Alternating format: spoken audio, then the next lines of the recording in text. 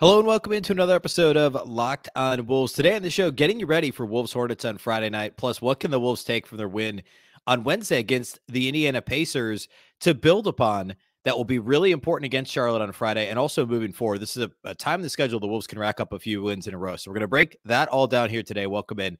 You are Locked on Wolves. You are Locked on Timberwolves, your daily Minnesota Timberwolves podcast. Part of the Locked On Podcast Network. Your team every day.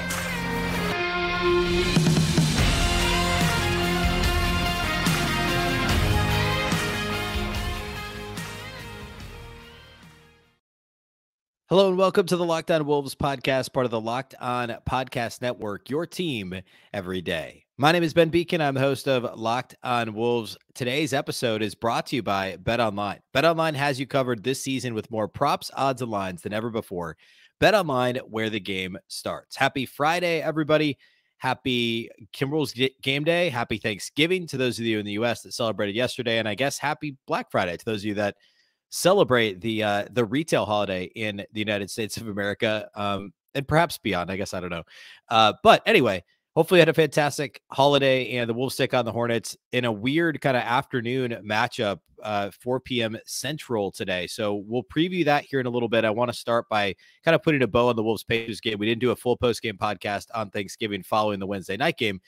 So I want to talk a little bit about that here and then bridging that, right? Like what the Wolves did well Wednesday that they can carry into Friday against Charlotte and hopefully build upon that here moving forward. So we're going to do all that on the show here today. First of all, though, a quick reminder or a quick thank you, I guess, for making Locked on Wolves your first listen every day. Of course, this show is free and available everywhere, including YouTube, as well as all of your favorite audio platforms. You can also watch on Locked On Sports Minnesota. That's a brand new Roku and Amazon Fire TV app. So if you go and get yourself a Roku TV or an Amazon Fire TV this weekend, or just a Roku or an Amazon Fire Stick, you can find the Locked On Sports Minnesota app on that TV and on that app. And you can watch any of the Locked On Minnesota shows, including this one. So again, Roku and Amazon Fire TV. You can also follow the show on Twitter at Locked On T-Wolves and at Beecken. And that's with 2 B's, 2 E's, C-K-E-N. All right. First, I want to talk a little bit about Wolves Pacers on Wednesday and what the Wolves did extremely well.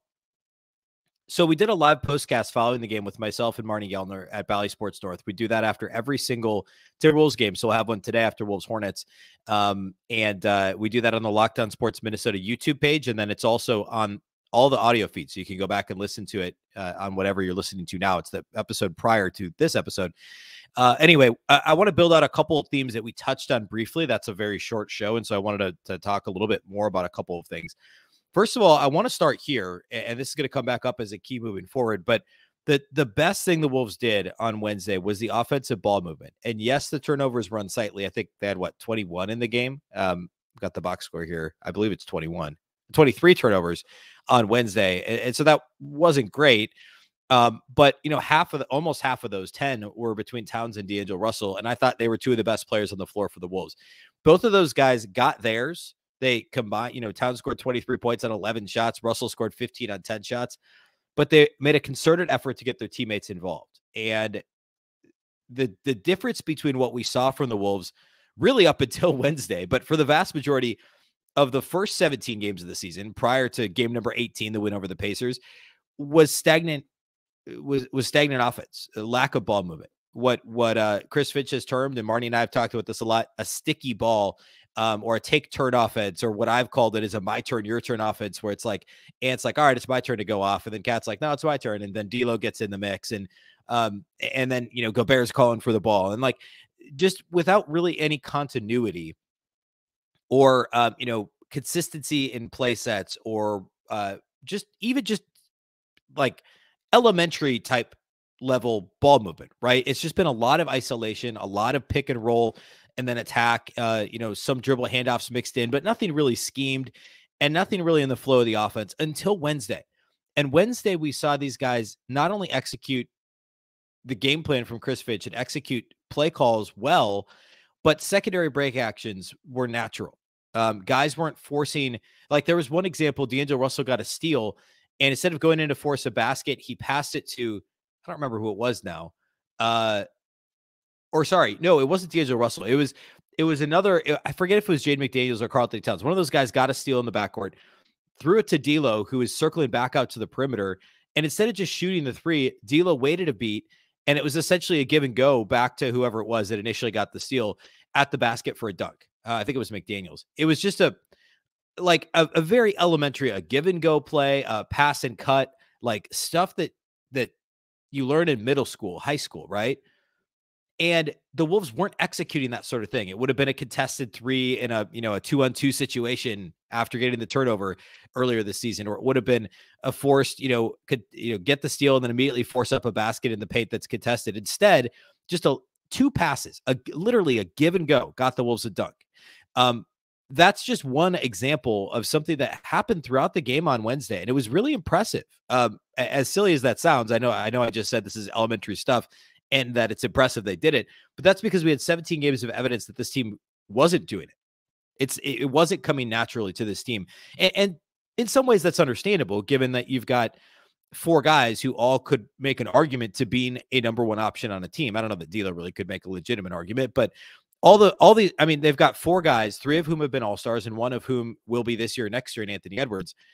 All guys who were in the top 25 on ESPN's top 25 players, all guys who by any list would be in the top, maybe except for D'Lo, in the top 40 players by any list. D'Lo's probably a top 60, 65 player in the league. Like, this is a team with a ton of guys that need the ball in their hands, that want the ball in their hands. And they found a way in this win on Wednesday for everybody in the starting lineup to score 15 or more points, for everyone in the starting lineup to get 10 or more shots.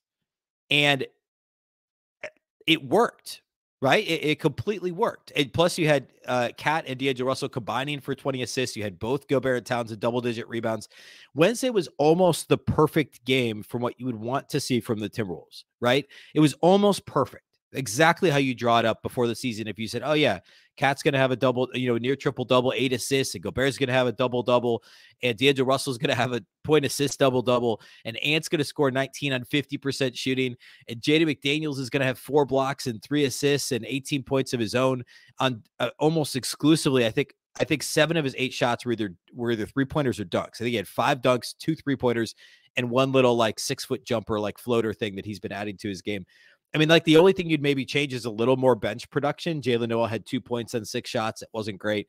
I guess that would maybe be Torrey Prince got hurt right before halftime and is out, by the way, on Friday too. We'll get to that again later. But a couple of the bench things, but really the starting lineup, it was the perfect starting lineup game. Kyle Anderson was very good off the bench. Austin Rivers was good, pressed into duty with no Jordan McLaughlin. So a really all-around solid game on Wednesday, and it starts with the ball movement, and it really ends with the ball movement. The defense was really good too, and just active hands. The Pacers made some tough shots. The first half, Benedict Mathurin made a ton of tough shots. I thought the Wolves actually did an okay job on him. Tyrese Haliburton was completely shut down by the Wolves. He had 14 assists, but he was 4-15 shooting. The Pacers as a team shot just 38.5%. And defensively, the Wolves put requisite pressure on the Pacers. They nearly held them under 100 points. It was a garbage time bucket, garbage time fast break that got them over 100. So that sort of ball movement on offense, ball pressure on defense, just activity level, active hands. The Wolves committed 23 turnovers of their own, but they also were able to get 9 steals, get a couple of easy fast break buckets, and turn the Pacers over just enough.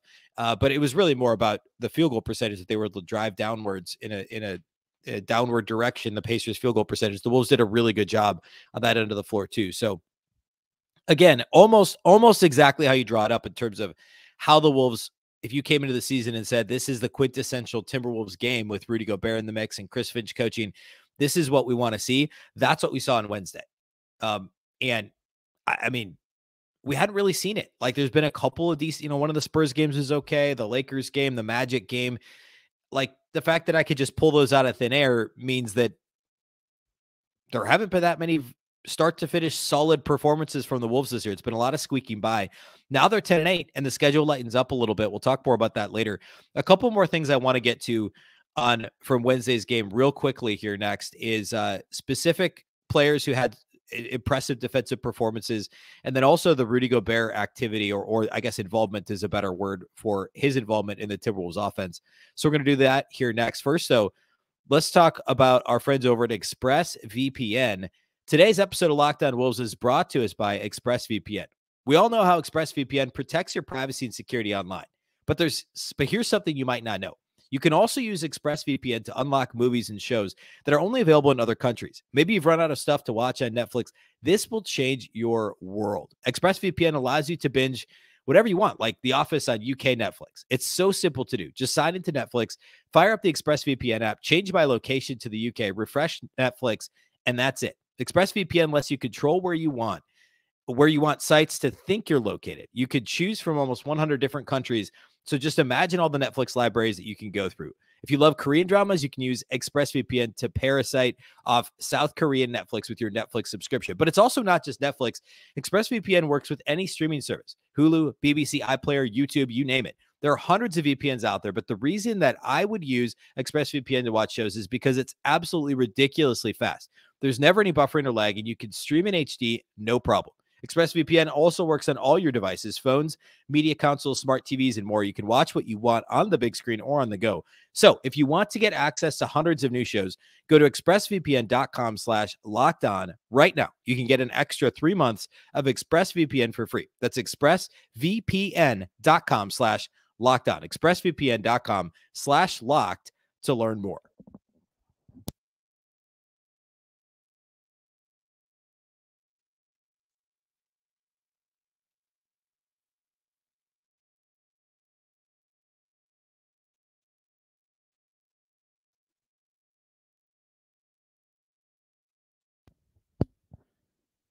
Once again, a big thank you for making Locked On Wolves your first listen today. Now, for your second listen, go check out Locked On Sports Today. From the games that matter the most to the biggest stories in sports, go beyond the scoreboard and behind the scenes with local experts and insights that only Locked On can provide. Locked On Sports Today, available on this app, YouTube, and wherever you get your podcasts. All right, a couple more things from Wednesday's game that I want to hit on. We're not going to do individual studs and duds because we're on to Friday's game now. But a couple of things that I think are very applicable to the Charlotte game. Well, first, I guess more generally that we need to pay attention to moving forward is the Wolves getting Rudy Gobert involved in the offense. And Marty and I talked about this in the postcast Wednesday night. But after Gobert had 0 field goal attempts total in the game on Monday night, even though the Wolves won and he came up with a couple of actually 4 big free throws at the end of the game. This was, by the way, the only, according to Marty and Bally Sports North, the only game that Rudy had 0 field goal attempts since his rookie season when he was kind of a bit rotation player as a rookie, a really young rookie with Utah. So Chris Finch, as a nod to how well, basically for a couple reasons, because the Wolves messed up in getting him 0 field goal attempts on Wednesday or on Monday, but also because Rudy hit those massive free throws down the stretch to beat Miami. The Wolves called the first play for Rudy, and he got a bunch of touches early. And even if the Wolves, they did get out to an 8-0 start, Rudy himself didn't look all that sharp offensively. They had a couple, they clearly were just trying to get the ball to him. It paid off over the course of the game. I was surprised at the end of the game to look at the box score and see that Gobert only had 4 offensive rebounds. It felt like he had more than that because I think at least 3 of those 4 offensive rebounds were immediately put back for scores for Rudy. A couple of lay-ins, I think maybe 1 lay-in and 2 dunks. But he was really active on the glass at both ends of the floor, and he's typically a very good defensive rebounder, and he's a solid offensive rebounder. But on that end, he was better than he typically is. By the way, Rudy and Cat together had 7 of the Wolves' 8 offensive rebounds, and it contributed to them being ultra efficient. Gobert was 9 of 11 from the floor. Cat was 8 of 11. But at any rate, they got Rudy involved, and it wasn't just pick and roll. Yes, the Ant Gobert pick and roll is looking better. The D'Lo Rudy pick and roll is looking better, but it was also just lob passes. It was drive and dump the pass off to Rudy in the dunker spot, and it was putbacks. Gobert found a way to be involved. And in Utah, there was occasionally some clamoring, when Rudy wasn't super involved in the offense, like he wanted to do more, and that's understandable. The Wolves ran just enough plays for him early to get him, I don't want to say interested, because I'm not suggesting that Gobert checks out if he doesn't get the ball early in the game, but there's some players where if you could just get him a couple touches early, they're just that much more engaged. And for Rudy, it might be the difference between him corralling an offensive rebound and just getting a fingertip on it. It really feels that way watching him on the Wolves here for less than 20 games, that there's games where he's just this close. He's in the right spot. He can get a fingertip on the ball, but he can't corral it. And in this game, he was sucking almost everything up and getting easy putbacks, getting extra possessions for his teammates, active on the defensive glass. And he finished with a super efficient 21 and 16, 9 of 11 shooting, 3 of 4 at the line. He didn't get credit for any blocks, but he was active defensively in this game too. And this is the perfect version of Rudy. He doesn't need more than 11 shots a game, especially if he makes, I mean, if he's going to make 65% of his shots for the field, or in this case, more than that in this particular game, he's going to get his 20 and 10 anyway. And typically more blocks than zero. But this was a really good Rudy game. And I thought Chris Finch did well to get him involved early. Now, they can't do that every game, where literally the first set is telegraphed to Rudy, but to run him a couple of plays early, it's almost like they've done that with D'Angelo Russell to try and get him going before. It's similar in that regard. The difference being, of course, D'Lo has his ball the ball in his hands for so much of the game anyway. Rudy has to come, more organically. They're not going to call that many plays for him in like the fourth quarter, right? Hopefully, but I think Rudy being that involved was super good, super important, and a very intelligent decision by Finch to make sure that they did that. So we'll see how involved he is Friday. The Hornets matchup is an interesting one. We'll get to it, but I mean, that's like, there's no reason why Gobert can't again have a big game against Charlotte on Friday night. The other thing I want to touch on to put a bow on the Pacers game was the individual on-ball defense from a couple of Timberwolves players was just phenomenal. Jaden McDaniels, this was, like I said this about the team, this was almost a perfect Jaden McDaniels game. 18 points and 8 of 11 shooting, 2 of 3 from outside the arc, 3 assists, 3 rebounds, 4 blocks. No steals in this game, weirdly enough, for McDaniels, but 4 blocks. And he was just an absolute monster. There was a stretch where he had a couple really in rapid succession and was just like, his length really bothered Haliburton, really bothered at times Mathurin, but especially Haliburton was really kind of shut down by the length of Jaden McDaniels, the activity level. And even though the Wolves only turned the Pacers over 13 times, Haliburton only had 3 turnovers himself. Mathurin only had 2. And McDaniels had 0 steals. It was more about just hands in passing lanes, making life difficult for the Pacers, trying to stymie the ball movement, contest shots. I mean, they shot 36% on threes, 38.5% from the floor, and only got 16 free throw attempts in this game. The Wolves played a clean game defensively, and it wasn't last year's helter-skelter, Pat Bev, Vando flying around, getting tip balls and going back the other way in transition, as much as it was a solid scramble defense, right? Where guys were contesting shots and bothering the Pacers offensive players. It may not have culminated in a ton of steals, but it was still an effective defense and a sound defense. And that's the most important thing, is just staying on the ball consistently, rotating, making the proper rotations. And the Wolves did exactly that in this game against the Pacers. It was extremely impressive. I want to talk about Charlotte, and let's actually get right into it here. The Wolves take on Charlotte on Friday night, and the Hornets recently, let's actually start with the injury report, I guess, and then we'll get into what they've done recently and how the Wolves match up. The Timberwolves are going to be without Jordan McLaughlin for the second straight game with that calf strain. Taurean Prince has a shoulder subluxation, which I believe is basically a dislocation. So who knows? I mean, there's so many different levels of severity when it comes to that. Obviously, any sort of a dislocation is serious, but sometimes guys can come back and play much sooner than others. We don't know if there's any additional damage. I'm not going to speculate. I know nothing other than that he's out. So no Prince and no McLaughlin on Friday, which is significant. Kyle Anderson is on the injury report with back spasms. He missed Monday's game against Miami with those back spasms. I think it was like his 4th game he's missed this year with that issue, but he played Wednesday, so he's questionable for Friday. Charlotte, though, no LaMelo Ball. Dennis Smith Jr. is out as well. He got hurt during the Hornets' last game. That's significant. He's been a really important player for them off the bench. So no DSJ. And then Gordon Hayward's also listed as questionable. So injury issues for the Hornets that are arguably more serious than what the Wolves have going on. So some key players missing for both teams on Friday. So next, what I want to do is get into what Charlotte's done recently, how the Wolves match up, what the Hornets are good at, what they're not good at, and what my keys to Wolves Hornets are for Friday night. So we're going to do all that here next. First, though, today's episode of Locked On Wolves is brought to us by our friends at Sweatblock. So we all have a story about embarrassing sweat, right? For me, occasionally it's at work. If you're in a meeting, maybe you're sitting in the same meeting for a long time, or going from meeting to meeting, and you don't really have time to like walk around, or maybe you're just sitting at your desk for a long time and you're not even like hot, but you stand up and you've had your arms down for a while and you've got like embarrassing, pit stain, sweat marks on your armpits, the wet circles and the whole thing. And it's not great. It's not what you want. But if that's your problem, it's super easy to fix with Sweatblock. Sweatblock gives you the confidence to wear whatever you want without worrying about embarrassing sweat. Sweatblock wipes were featured and tested on the Rachel Ray Show by firefighters. So, I mean, like, nobody has a hotter job than firefighters. And they tested the product. They tested Sweatblock on Rachel Ray, and it worked out fantastic. If you or someone you love is experiencing embarrassing sweat or odor, try Sweatblock. Save 20% with the promo code LOCKEDON at sweatblock.com. Again, it's 20% with the promo code LOCKEDON, 20% off at sweatblock.com. Product is also available on Amazon, but go ahead and use our promo code LOCKEDON at sweatblock.com for 20% off.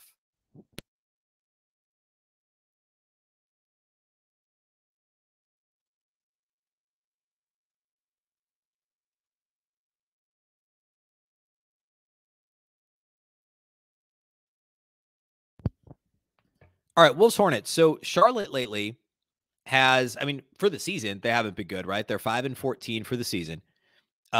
Sitting here right now, they beat the Sixers last time out by 6. Now, the Sixers didn't have Embiid. They did have Tobias Harris, but no Maxey, no Embiid, obviously no James Harden, all those guys out. So you would argue, or it's easy to argue, not even as full of a Sixers team as the Wolves beat last weekend because Embiid didn't play. So they beat the Sixers by 6, but before that, they lost the Wizards, Cavs, and Pacers. They beat the Magic, but then before that, they had a 8-game losing streak. So overall, they've lost 11 of 13, and one of their wins was against the Magic. One was against an Embiidless Sixers team. So after a decent start to the season, at least a competitive start, they were 3-3. They lost 8 in a row, and overall 11 of 13. So a game, and also no LaMelo Ball, like I said a minute ago, no Ball, no Dennis Smith Jr.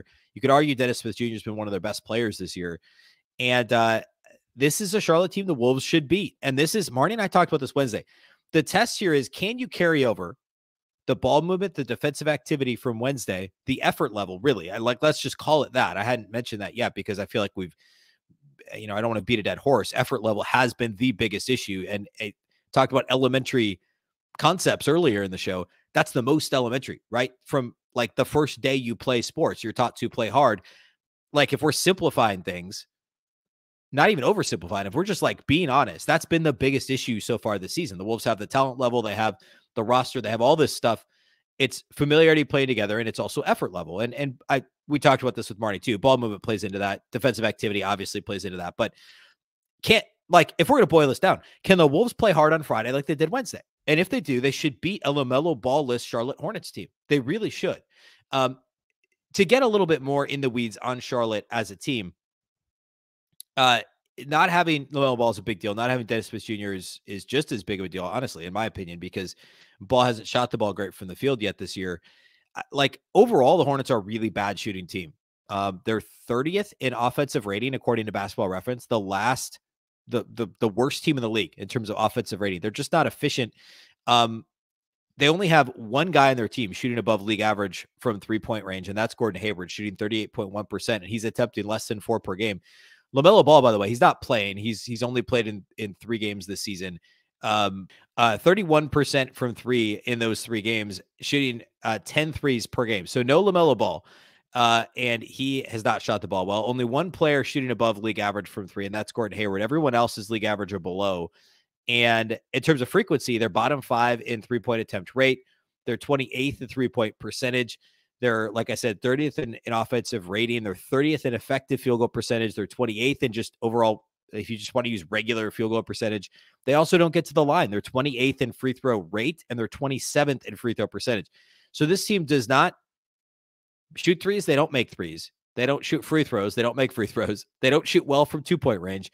There's nothing that they do well offensively except for offensive rebound the ball. They're 9th in offensive rebound rate.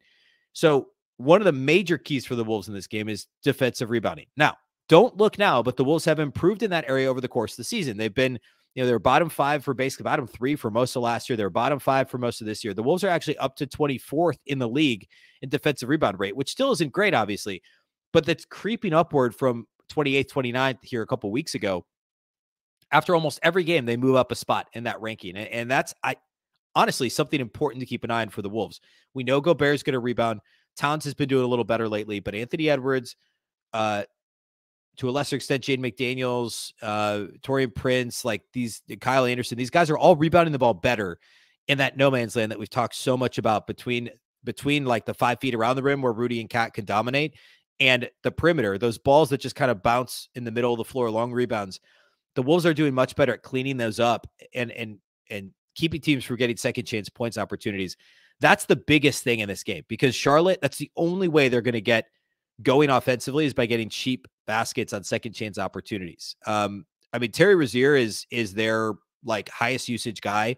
And yes, he's averaging 20 a game, but he's not efficient. He's averaging 20.4 points per game, but he's shooting just 37.9% from the floor and under 31%. He's 30.8% from three on 9 attempts per game. Now he shot 50% for the field in the win over the Embiid-less Sixers the other night. So like, obviously that, like, you still have to put pressure on Rozier. You want to make his life a little bit more difficult. But he's an inefficient scorer for them. And he's the guy with no LaMelo Ball, and potentially no Gordon Hayward. Kelly Oubre has had a decent season so far, 19 a game on 42% shooting, but he also on 7.5 3-point attempts per game, just 31% from three. So contest shots, defensive activity, all the stuff you'd want to do against any opponent. The biggest thing is defensive rebounding. Limit them to 1 shot per possession and contest those shots. Make these guys who are already struggling from the field continue to take and try and make them make difficult shots. That's the biggest thing. The other thing would be continued offensive ball movement, which I talked about extensively, what they did do against the Pacers on Wednesday. They have to use that to build off of success, the success they had against the Pacers. The Hornets are a decent defensive team. They're like middle of the pack. What are they, 16th, 14th in defensive rating? So actually rated a little bit ahead of the Wolves defensively, but they've got some good individual defenders. I mean, Rozier is a good example. Oubre is a pretty good one-on-one defender. Gordon Hayward, when healthy, is a solid one-on-one defender at this point still. They've got guys that can defend. Mason Plumlee's and PJ Washington are okay at defending the paint. They're pretty middle of the pack in terms of block rate. But the Wolves should still find out if they move the ball like they did against the Pacers Wednesday, a Pacers team without, potentially no Hayward. Dennis Smith Jr. is kind of hit and miss in terms of perimeter defense, but generally he's a pretty good defender, much better than he was earlier in his career. If the Wolves do a really good job of moving the ball and passing and cutting like they did Wednesday, especially early in that game against the Pacers, they'll be just fine against this Hornets team. So there's a number of those like little things, but the biggest thing far and away is defensive rebounding and just continued ball movement. And this should be a win for the Wolves against Charlotte on Friday. And then next up is Sunday. The Timberwolves head back home to take on the Golden State Warriors. And you peek ahead, the schedule's actually not too crazy the next week or two. And this is the perfect time for the Wolves to rattle off a couple of wins. It's a Sunday, a matinee, a 2:30 game against the Warriors. And then they go back out on the road for the singular road game Monday night, back-to-back at Washington, which is tough to go from Sunday matinee to a road, earlier tip Eastern time zone against Washington, and then back home for Memphis and Oklahoma City. So like if they come out of Charlotte, Golden State, Washington, Memphis, Oklahoma City, like that feels like a stretch. They should go 4-1, but you throw in the back-to-back and Memphis and Golden State are both in there. If they go 3-2 in that stretch, that has to feel pretty good. Like this streak is probably going to end, hopefully not against Charlotte, but against Golden State, Washington, or Memphis. But if they could beat Charlotte, beat Oklahoma City, and pull out at least one of the three, Warriors, Wizards, Grizzlies, and go 3-2 in the stretch, then we're still looking at what, 13-10? And then, by the way, the next home game is against the Pacers, which is a winnable game, although the Pacers are, of course, pretty good. Before they go back out for their first extended West Coast swing, the Wolves have a real shot at being 14-10, which would be a nice record through the first, I don't know, almost third of the season at that point. Actually, that would be exactly a third of the season, I think. Not quite. But anyway, 14-10 would be a nice record to sit here in about 2 weeks and see that in the standings. All right. That's all we have for today. We will do the live postcast following Wolves-Hornets, so that'll be roughly 7:15 or so Central on Friday with Marnie Gellner from Valley Sports North. That'll be live on Locked On Sports Minnesota YouTube, and then we'll post on all the Locked On Wolves audio feeds following that show. And then, of course, we'll do the live postcast Sunday night, and we'll have a post-game pod on Monday that we'll talk all about Wolves-Warriors from Sunday. So no full pod after Wolves-Hornets on Friday, but we will have the live postcast. So be sure to subscribe to Locked On Sports Minnesota to watch that. A big thank you to making Locked On Wolves, or a big thank you for making Locked On Wolves your first listen each and every day. The show is free and available everywhere, including our own YouTube channel, as well as all of your favorite audio platforms. You can also watch on the Locked On Sports Minnesota Roku app or the Amazon Fire TV app. This show and all the other fantastic Locked On Minnesota podcasts are available there. You can also follow on Twitter at Locked On T-Wolves and at Beecken. That's with 2 B's, 2 E's, C-K-E-N. Of course, the Locked On Wolves podcast is part of the Locked On Podcast Network. Remember, the Locked On Network is your local experts on all the biggest stories. For your second listen today, go ahead and check out the Locked On Sports Today podcast. It's the biggest stories of the day, plus instant reactions, big game recaps, and the take of the day. It's available on the Odyssey app, YouTube, and wherever you get your podcasts. Once again, I'm Ben Beecken. This is the Locked On Wolves podcast, and we'll catch you next time.